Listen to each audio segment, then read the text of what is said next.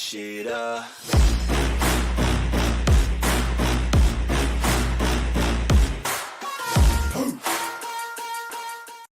What is your profession? Yesterday, the Committee on Appropriations decided to recommend a reduced budget for the Office of the Vice President, and the reduction shall be split by the DSWD AIX program and the DOH MAIFIP program. So ipapaliwanag ko lang po na ang decision na ito ay isang committee decision. Ang Committee on Appropriations has 139 members, and with respect to the budget cut of the OVP, ito po ay naging unanimous decision among the members. At lilinawin ko rin po na hindi pa ito final approval ng Congress. Ito po ay recommendation pa lang po ng Committee on Appropriations for the plenary.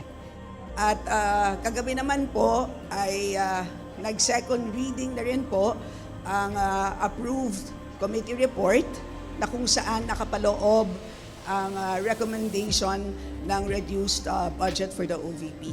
So which means nakakalendar na po ang General Appropriations Bill as amended for plenary debates beginning September 16.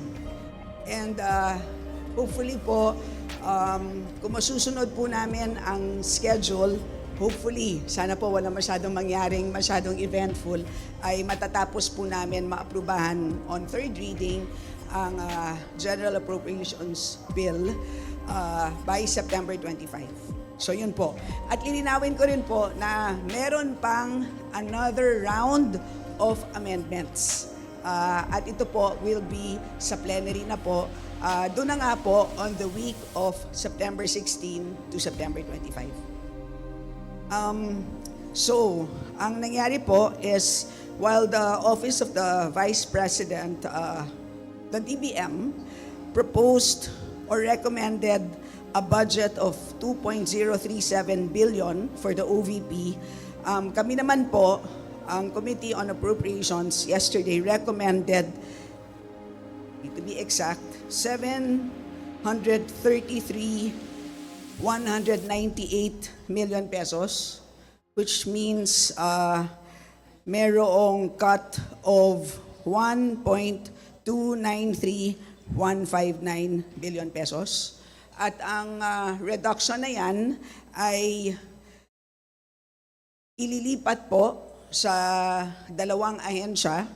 And as I had mentioned earlier, for two programs, the DSWD AIX program, which is the Assistance for Individuals in Crisis Situations, and the DOH MAIFIP, or the Medical Assistance for Indigent and Financially Incapacitated Patients. In other words, dalawa pong very important social protection programs ng ating gobyerno.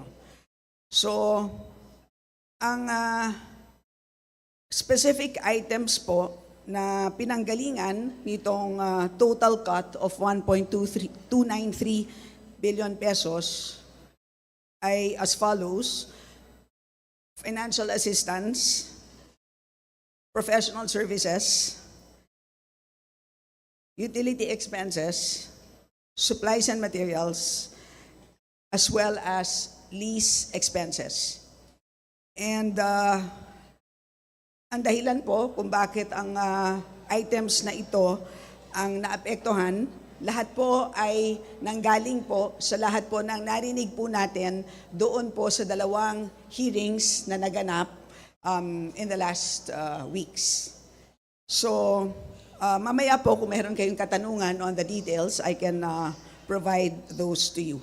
So,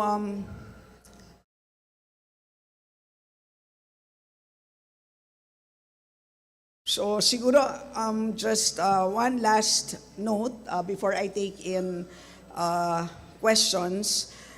So again, we have one more round of amendments. Lilinawin ko, hindi pa ito final approval ng Congress. Meron pa tayong plenary debates. And pagkatapos po mapadala ang House version of GAB to the Senate. Magkakaroon siyempre ng Senate deliberations. After ma-approve ang Senate version, meron pang bicameral meeting. After that, magkakaroon pa po ng ratification, meaning babalik pa po yan to both Congress and the Senate. And then after that, magkakaroon pa po ng President's approval because as you know, the President can veto and ang veto po is pwede po on a line item basis.